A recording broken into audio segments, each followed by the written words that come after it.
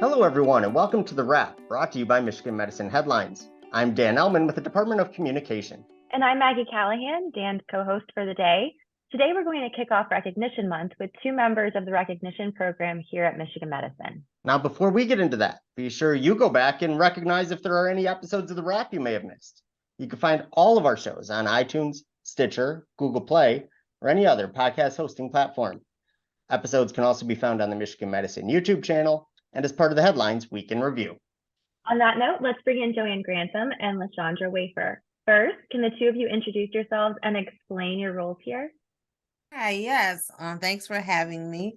My name is Joanne Grantham. I am the Recognition Program Manager for Michigan Medicine. And I am LaShondra Wafer.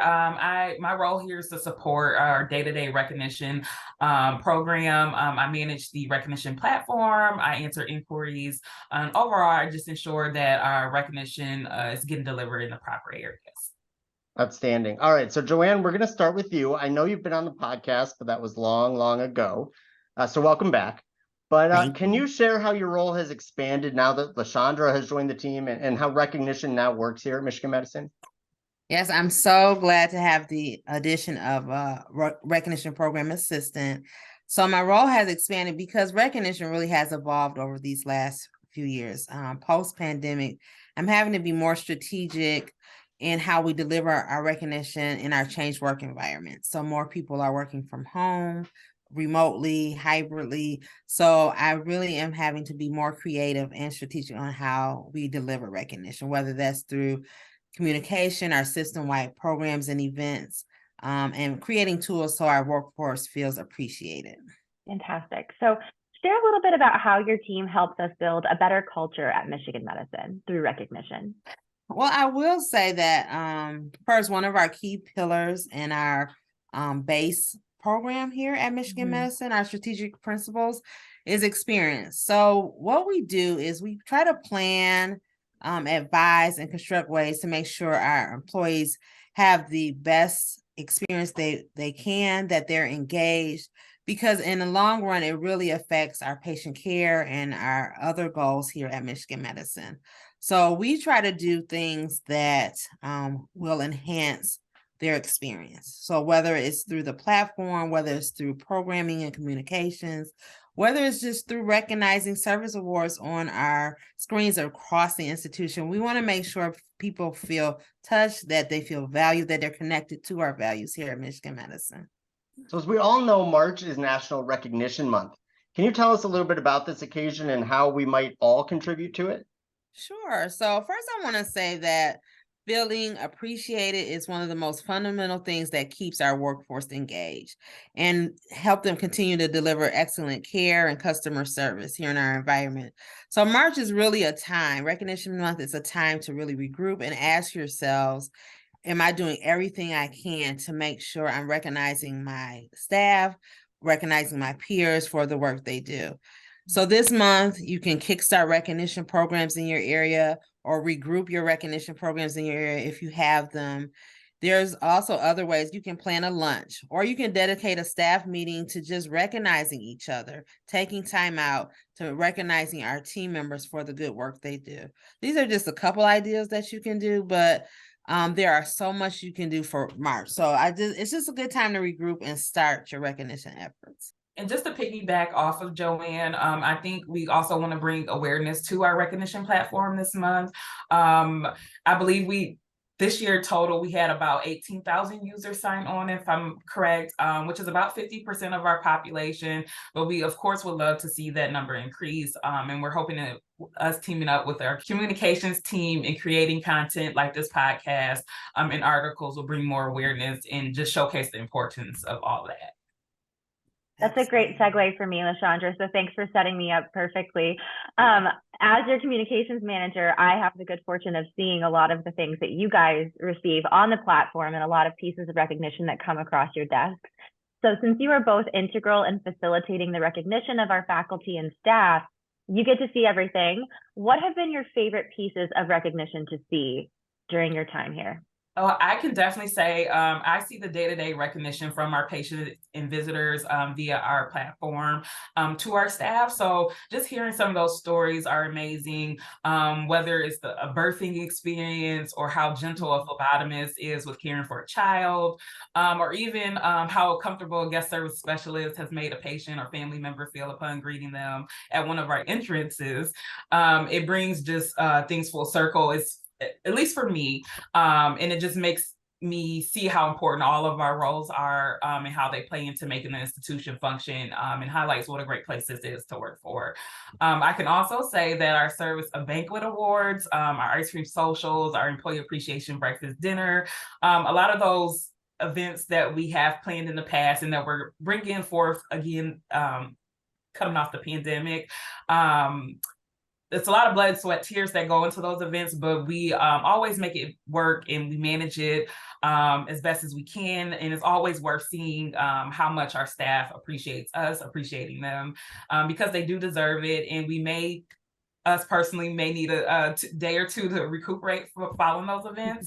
But I would do it 10 times over because they're always just amazing and a fun time for our staff. But I will say my favorite piece since I've been here within the institution would definitely have to be the thank you window wall that we did a few years ago. It was extremely heartfelt, and just seeing just how our staff recognize each other, and even the patients, I think they joined in. It was initially just for staff, but they joined in. It was just amazing. It's just being able to see that window, because I am at an offsite location. I didn't get to see that impact, but going to the hospital for a meeting, I get to see that. It was awesome.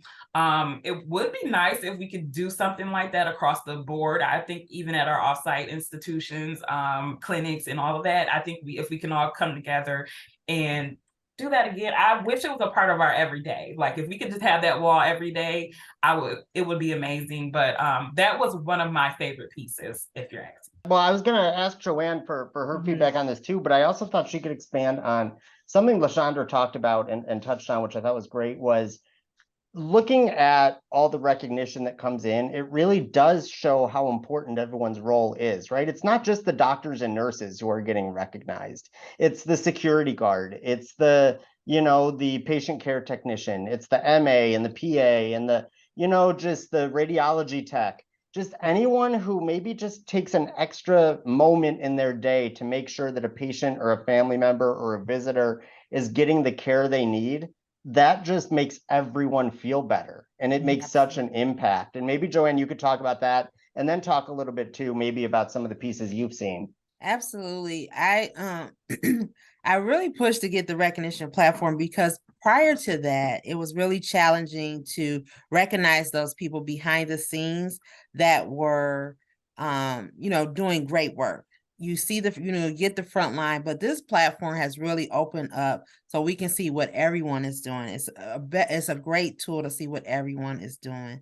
And so those people who are at the call centers making appointments, or like LaShondra said, the entrance clerks, or the people in IT that really helped us in the pandemic be able to work from home. That was a great way to really see what everyone is doing. So the platform has not a physical recognition wall, but it has a social stream where you can look every day to see some of the recognitions that are coming through.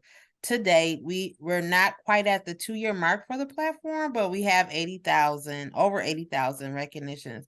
And you can just look at them. It recognizes anniversaries, things we couldn't do readily. So it connects us in a way that we've never been connected before. And I think that's one of my favorite tools to date. Yeah, that's amazing. Now, finally, as fingers crossed, look toward a post-pandemic future, what would you say your hopes are for the organization's recognition strategy?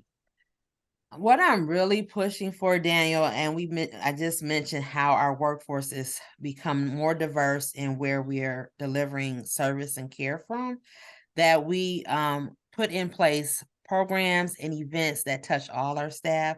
That is a challenge, I think, across most medical communities, some of my peers in other institutions, on how do we recognize people that are working remotely most of the time? How do you recognize? So I've had to be so creative in advising departments on how you can still have recognition in these times. So my job, and I'm pushing for more recognition programs as far as, we have Making a Difference, but other award programs that really speak to our values. So that's some of the things I will look out for really soon. So what I would love to bring back is some in-person events on a different scale, like the ice cream social, like our appreciation breakfasts and dinners. And it might look a little different, but people miss those things that we used to do. And it's just good to get together on a university level. For the first time, we did our service award banquet in person after 3 years this past fall, and people really enjoyed coming together. We just refocused how we delivered it, but it was a great event. So please be on the lookout for more of those coming up real soon as well. Yeah, it was really a great event, and it was really exciting for those folks. It was amazing to see people spend 55 years at the same institution, right? And how many folks have spent their whole careers dedicating their lives really to Michigan medicine and making things better for folks. So it's exciting to be able to change the scope of those things and revisit them. So thank you both so much for joining us today in celebration of Recognition Month. If you want to learn more about the month and want to see some great stories of recognition, go to mmheadlines.org. That's mmheadlines.org. All right, it's time for the lightning round when we ask one of our guests 4 quick fire questions that they haven't seen before. Now, Joanne, since you avoided being on the podcast for a few years, we're going to put you on the hot seat. So are you ready to go? Yes, I'm ready, Daniel. So in addition to Recognition Month, it's also Women's History Month this month. So who are some of the women you would recognize as helping you get to where you are today? Oh, that's such a great question. I probably would recognize my mother, that really helped pave the way for me to get my education and come here. I've had so many mentors here at Michigan Medicine, some great women leaders that I have aspired to be like, or have given advice along my very long career here at Michigan Medicine. Too many to name. My current our current CHROD is another one who's really been supportive in helping get the platform launched that I've been trying for years to get. So those are just a few I can name right now. Love it. All right, so obviously it's March, which means March Madness is almost here. Are you into college basketball? And if not, are there other sports you love to follow? College basketball is probably the one I am into. Yes. And I would say, is Michigan your team? Absolutely, with Coach Von Howard leading the team. I love it. Okay, so here's an important one. Earlier this week was National Banana Cream Pie Day. Super important. Okay. What would you say your favorite kind of pie is? Oh, These are hard-hitting questions, Joanne. I'm telling you. I would say good old apple pie. You can't go wrong with the apple pie. 100% agree with you. Yes. All right, last one. If you could go one place on vacation and money wasn't a factor, where would it be? Hawaii. That is on my list of places to visit. I love the beach. I love the waters. I would love to go to Hawaii. Great answer. Thanks, Joanne, for participating in the lightning round. I hope we weren't too hard on you. No. And for giving us insight into Recognition Month at Michigan Medicine. Don't forget, if you want to learn more about Recognition Month, go to mmheadlines.org. That's mmheadlines.org. Okay, Dan, let's go back to the March Madness question. Are you into college basketball at all? Oh, yeah, I love college basketball. I think it's so fun. The energy during the games, it's a quick 2-hour game, but the energy from start to finish is amazing. So my team is Northwestern. That's where I went to school. They've only been to the NCAA tournament once in history, but they are going to probably make it back this year. So this year has been very exciting. And, even if they lose in the first round, you know what? Just watching them in the tournament is going to be enough for me. And it will make my sporting life to see that again. So absolutely. What about you, Maggie? I know you've been to like a million colleges and worked at a million colleges, so I assume you're into it, but I don't know. I'm into it, and it's always go Tigers. I'm an LSU alum for my PhD, so I just, by default, it's always LSU all the time, and LSU basketball has a pretty proud tradition, and we'll see what they do this year-ish. I would assume though football is still king, right? Absolutely. The stadiums are right across a small driveway from each other, and you can really see the difference in the priorities. Absolutely. Nice. All right, well, it's time for the weekly trivia contest. This week's question is, what are the dates when the Vital Voices Faculty and Staff Engagement Survey will be open? Once again, what are the dates when the Vital Voices Faculty and Staff Engagement Survey will be open? You can find the answer in this week's headline story. Once you know it, send it to headlines@med.umich.edu for the chance to win a prize. That's all the time we have for this week. Thank you, Joanne and LaShondra, for joining us.